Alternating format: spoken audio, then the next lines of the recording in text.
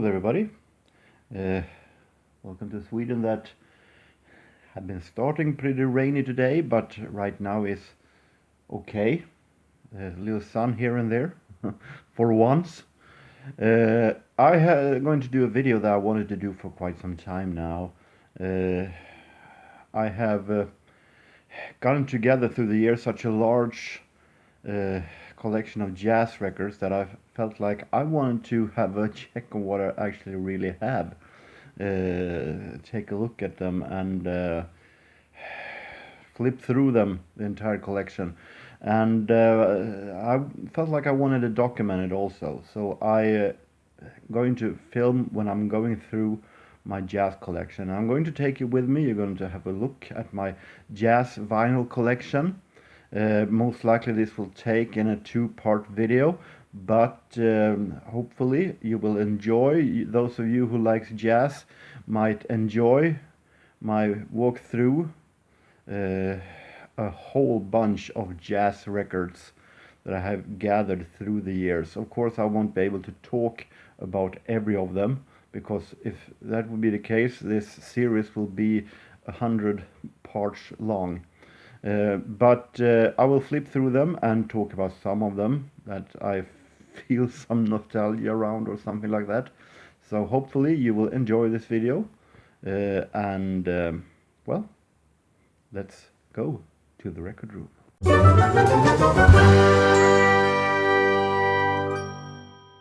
Well, we start with the Jimmy Lunsford box that I showed a couple of times. This really great CD box.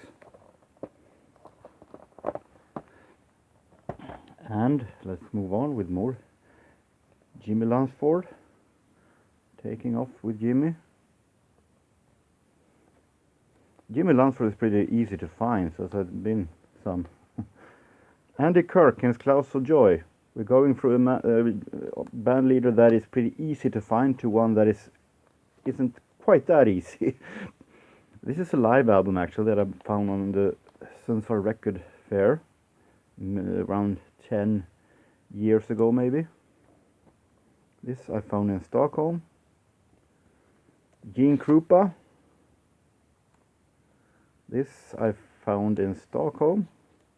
Radio Air Checks.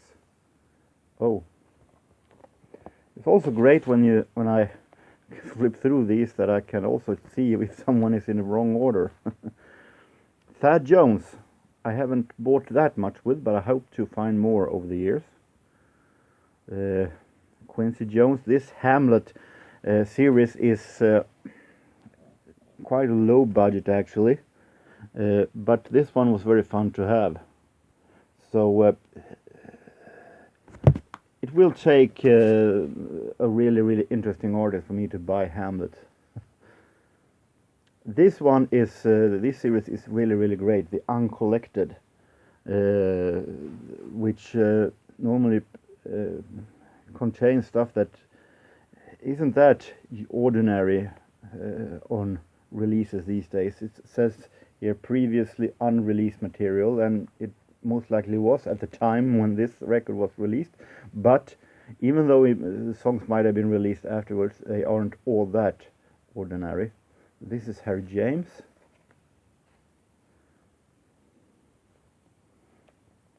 A lot of Harry James. Some of these names, if I have a lot of them, it's necessary doesn't mean that I'm the greatest fan of them, but just as much as it's pretty easy to find records, and is a good name, a great jazz leader, and I found it, of course I buy it. This is Harry James Octet. It isn't all that easy to find smaller bands with Harry James. This one is bought in Stockholm. It's actually a radio recording. Spike Hughes, a very interesting name, a British musician that went over to USA. He had his own big band. He went over to USA and played with the American leaders. He played with Benny Carter, Henry Red Allen, Coleman Hawkins. I see here down there. The problem was that when he went back to UK again, he didn't like what he saw there. So he quit actually the music business right after and concentrated on classical music. Want to know what really went on over there. But there are some releases. I have some on vinyl and CDs. Ella. We have Jack Teagarden and his orchestra. Jack Teagarden is a problem when it comes to sorting records in some kind of genre order, mostly because he is in so many different genres. He can be in swing, he can be in Dixieland, which I normally don't buy, and in this case he had his own big band also. This one is interesting, Swedish radio big band. Commenting with comments by Leif Smokins Andersson, the famous radio host, and released on blue vinyl actually. So this is more or less a radio show with one band on vinyl. Here is interesting. You know, I like to discover other countries' jazz during the jazz eras of the 30s, 40s, and 50s, and this is Polish jazz with Stadola Big Band. Singers Unlimited. This is this is one of the times when it's hard to categorize them, because here in this case they're singing with a band in the background, but they also have albums with smaller bands, so I don't really, for the moment they are at the big band side. This great vocal quartet that was discovered by Oscar Peterson. Mel Torme is one of my favorites, but in these recordings with Artie Shaw, it's really great. It's with Artie Shaw, and it's also with strings, and this is really great. I got this for free actually from a friend of the family. This one has been with me since gymnasium. This Bluebird release of Artie Shaw, consisting both big bands and small bands. Bluebird. Louis Russell, early big band. We have some British early big band. Harry Roy and his orchestra. This is bought in Stockholm, and this is bought in Uppsala. Now we're coming into a name that I discovered pretty early in 1988 in radio. But it was very hard to find records with him, because he isn't all that famous. He didn't become all that big. Some say that he was too early with his mix of modern classical music and jazz and Stan Kenton style. But I gathered actually a pretty okay stack of Boyd Raven records on both vinyl and CDs. This is a live album. This was the first Boyd Raven album I found on the record fair. Ray Noble, talking early big band again. This is a low budget big band with choir, Norman Luboff choir, pretty close to easy listening, but I put it in big band. Glenn Miller. As I said, I'm no huge fan of Glenn Miller, because everywhere I hear pretty much the same songs. In the Mood, Chattanooga Choo Choo, Pennsylvania. I am pretty much fed up with it. But if it is live, I can actually really like it. He works best in live concerts. So all here are live radio recordings. So this is. Many are with his Army Air Force Orchestra that he led before his presumed death in 1945.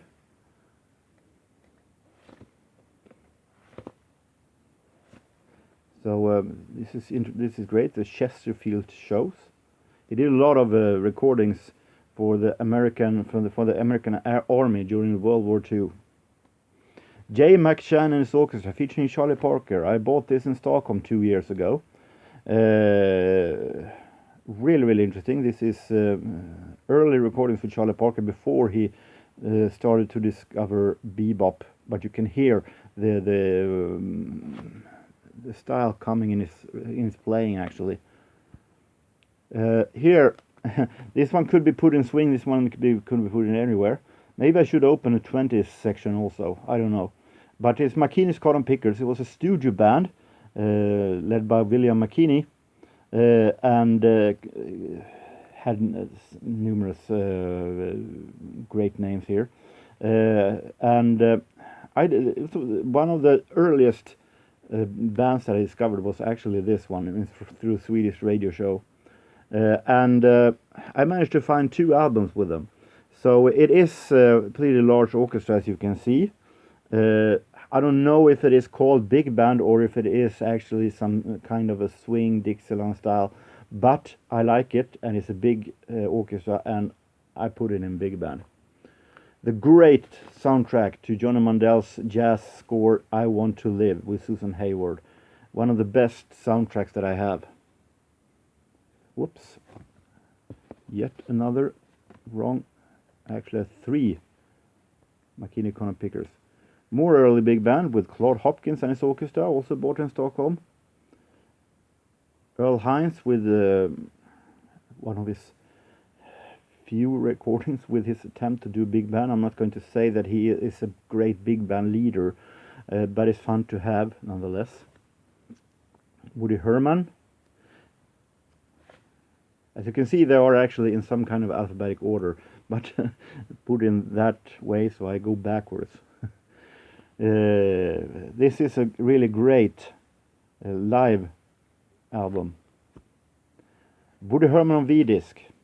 V-Disc, who was a label released during the World War II.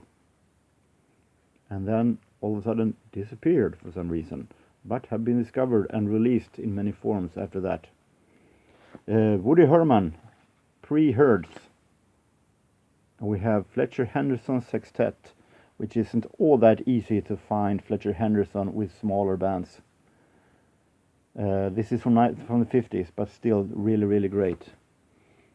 And more Fletcher Henderson from the 20s. Fletcher Henderson is a name that actually has been stuck with me from the childhood, even though I'm not going to say everything is good, but he has at his best during the times when he did the early big bands in the late 20s. We have Lionel Hampton, Cagney Hall Concert, 1945. Bought in Gothenburg. Lionel Hampton and Lionel Hampton on Giants of Jazz. Lionel Hampton that I got for free on the super mega market that we had here in Sundsvall. Some of you might remember this. Glenn Gray and the Casaloma Orchestra. This is a great band. At least when it is their 40s recordings.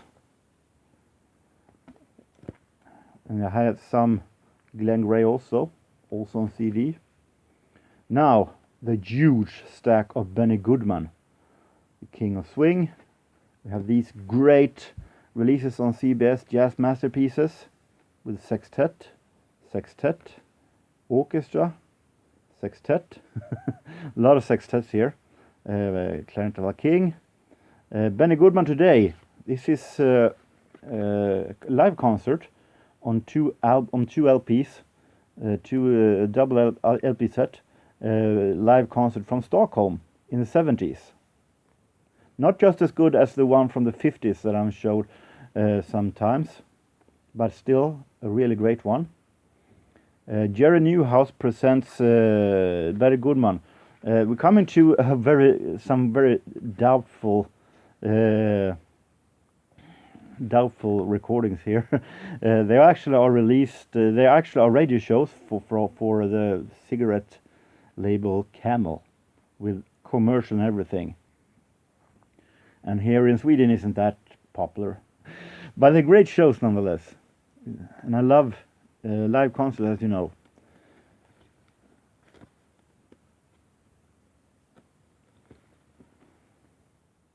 Benny Goodman plays Gershwin, and of course the famous 1938 Cagney Hall concert, I talked about that many times. I have it in this format and this format with interesting back with spirals. And the same series is this Jazz Concert number 2, which is another live concert. Not all that good sleeve, but I couldn't resist it when it looked like this also with spiral back. Benny Goodman, arrangement by Eddie Sauter, coming to a couple of black and white RCA French releases.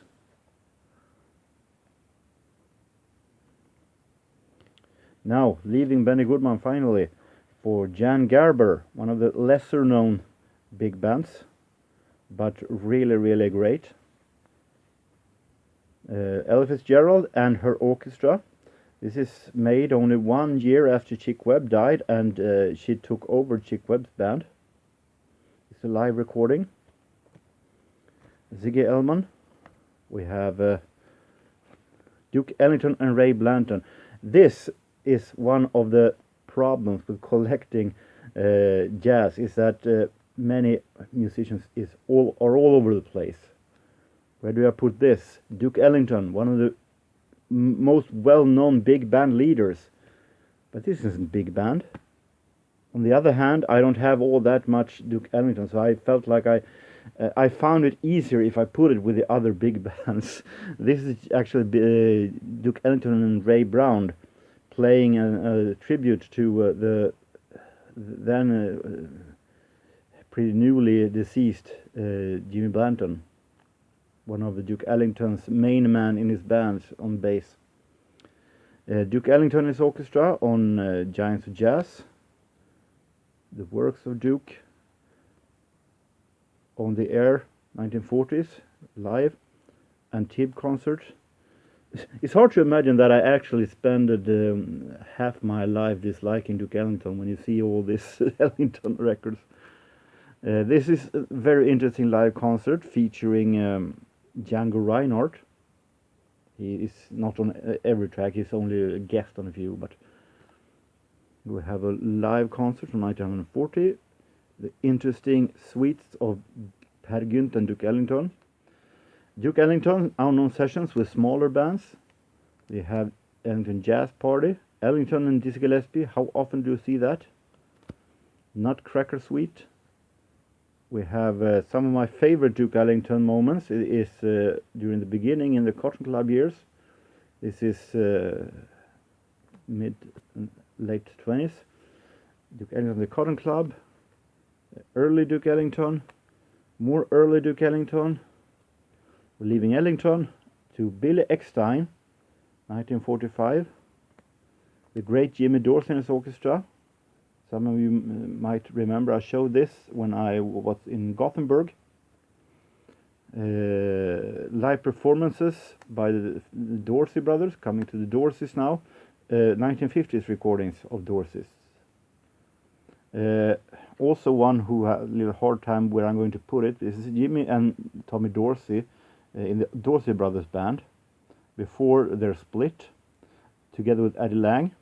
It's little more Dixieland than big band, but I put it in big band, just easier to find. Tommy Dorsey, complete on Bluebird, also one that I had for many years. Another Bluebird. It's not easy to find more than one volume on Bluebird's series, but I managed to find 2 volumes with Tommy Dorsey. Bob Crosby and his orchestra, not Bobcats, but his orchestra. Benny Carter. We have Benny Bergen, one of the most saddest jazz stories, but one of the most interesting bands. Died way too young of his alcoholism. But I have pretty much records on CDs with Benny Bergen. Blue Baron and his orchestra. Here we're talking a very unknown orchestra. Maybe, as you can see, is recorded late 30s until 1941. But he played music as it still sounded like the 20s. And I guess that pretty much like today, it doesn't work commercially to do older music than what the date is. But it's very interesting actually. Charlie Barnett, also another one of my favorites. Also one that isn't for one time wasn't all that easy to find records with. This is bought in Stockholm. Ella and Basie, Ella Fitzgerald. We're coming into a large stack of Count Basie. Count Basie, a very easy big band leader to find, so that's why there are so many. We have the Essential. We have Basie One More Time, where plays Quincy Jones arrangements, compositions. Not that well looking Camden releases, but I couldn't resist them. We have Count Basie and his orchestra live, William and the Famous Door. Basie swinging, voices singing. Count Basie with a choir, not often you hear that. Basie in Sweden, live in concert. I have a couple of releases from Basie's concert in Sweden. Orchestra and octet. As I said before, it's also easy to buy Count Basie because he has so many forms that have been released. Unlike, say, Tommy Dorsey, where 90% of them are with his big band. But Count Basie, it can be a big band, can be a small band. We had with choir, with Hammond organ. It could be anything actually. Chairman of the board, live at the Savoy Ballroom. Live in Japan, 78. April in Paris, one of his more famous verb release, and radio live recording. Really, really great one.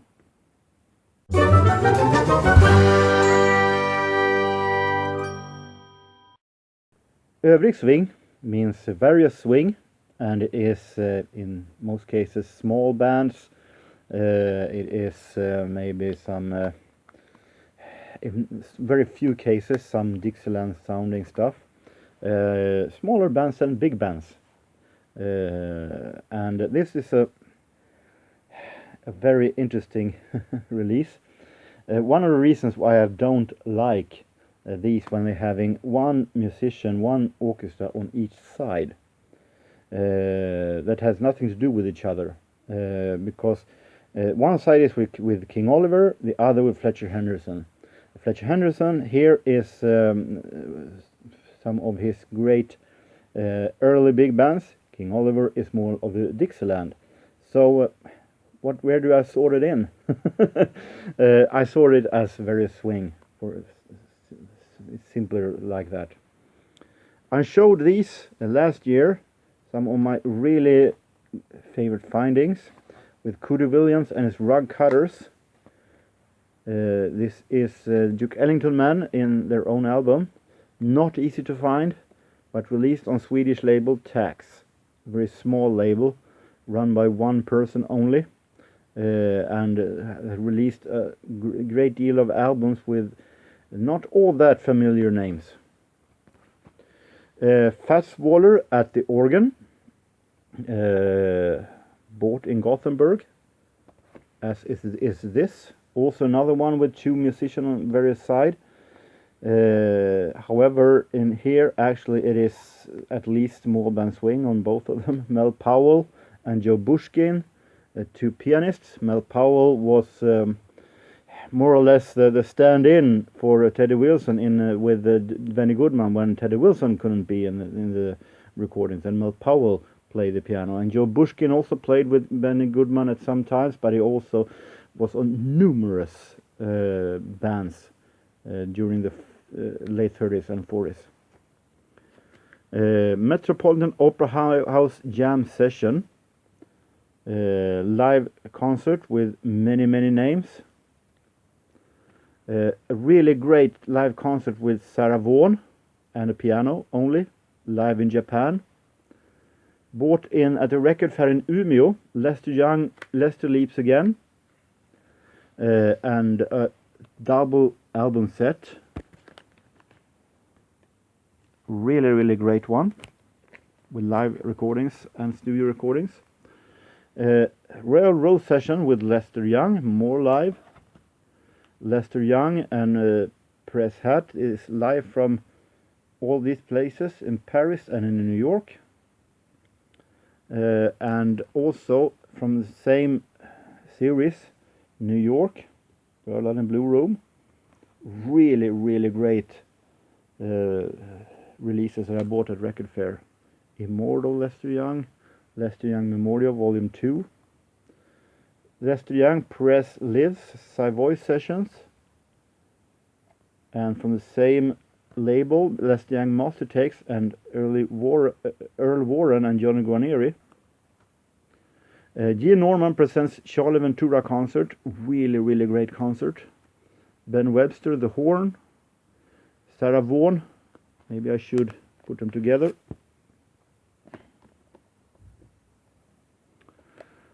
We have Toots Thielemans, the Belgian whistler, harmonica player, guitar player. Yesterday and today we have this Toots, not the best album, but still fun to have. Bill Strayhorn Septet, Bill Strayhorn, who was the main man next to Duke Ellington, here in a smaller band section from the 50s with Ellington musicians. Hot Lips Page, Feeling High and Happy, bought in Umeå Record Fair. Red Norman is All Stars. Red Norvo, this I said before, this was the first, I think, jazz record I bought on vinyl.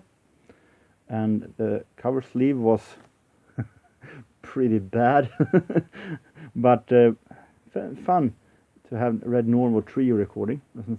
Don't found that easily. Red Nichols, Feeling No Pain. Jelly Roll Morton, here we in a pretty much Dixieland mood. Frankie Newton at the Onyx Club, really great small band swing from the 40s, also released on Tax. Jazz Spectrum, West Montgomery. John Kirby, biggest little band in town. Giants of Jazz. John Kirby Sextet. We have a lot of John Kirby here. I really dig their style. Mixing classical music sounds with jazz and really nice, cozy jazz. And John Kirby Sextet. And we're coming to Barney Kessel and a really nice album with Hammond organ in. More Barney Kessel.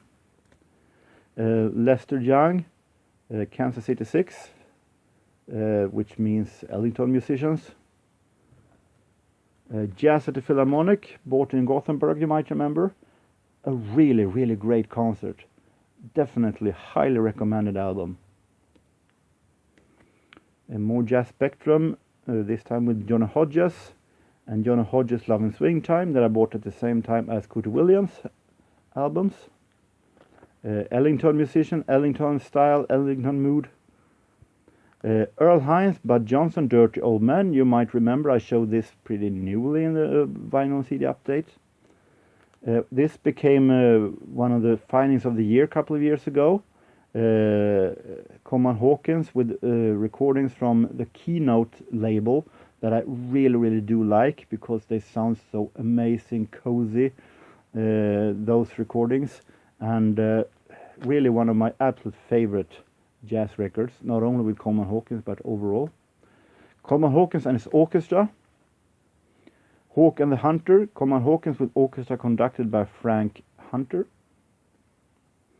Django Reinhardt and the Quintet of Hot Club of France, or as we say in Sweden, Franska Hot-kvintetten. Bill Harris Memorial Album. We have Lionel Hampton Quartet. We have Danish jazz with Kai Evans from the 40s. Not often you find Danish jazz from that period of time. This one has been with me for forever. I feel it feels like one of the first jazz albums I bought also. Nat King Cole in its trio. because that is the only Nat King Cole I'm interested in, when in his trio, when he plays the piano instead of singing. I don't have anything against his singing, but it tends sometimes to be more entertainment music than jazz. So I prefer when during his jazz days. And this is really, really great, actually. Buck and Buddy, Buddy Tate and Buck Clayton, released on Prestige. Really great 50s swing in a double album set. Buck Clayton, Jumping at the Woodside. We have Charlie Christian, and a really nice album when he doesn't play with Benny Goodman, and that is not often you find it, because normally all recordings with Charlie Christian is with Benny Goodman. Here's Thelonious Monk, Kenny Clarke, and so on. Charlie with a Y. Interesting spelling. Wrong. Don Byas and Don Byas for 1945, really, really great. Bought at Solna Record Fair in Stockholm. Don Byas, New York, 1945. Swing That Music, Ruby Breath and Red Norvo. Really good album. Nothing more, nothing less. Also bought with Johnny Hodges and Cooter Williams albums. Also released on Tax. Barney Bigard and his Jazz of Paters. Really like those. I started with I've had some Benny Burrigan on big band, but I also have one on small bands. Yet the problem, where do I put this, in big bands or small band? Because this is one of the few recordings that I have with small bands. So I might start to sort this up someday, actually, where to put them. But it's really, really great. Also an early finding from the teen years, the Louis Armstrong Memorial. I talked about this before. And Louis Armstrong Hot 5. So that is what I had for today. I think I take more records next time. Then it will be more of cool and bebop, Swedish jazz, and compilations. So until then, bye bye.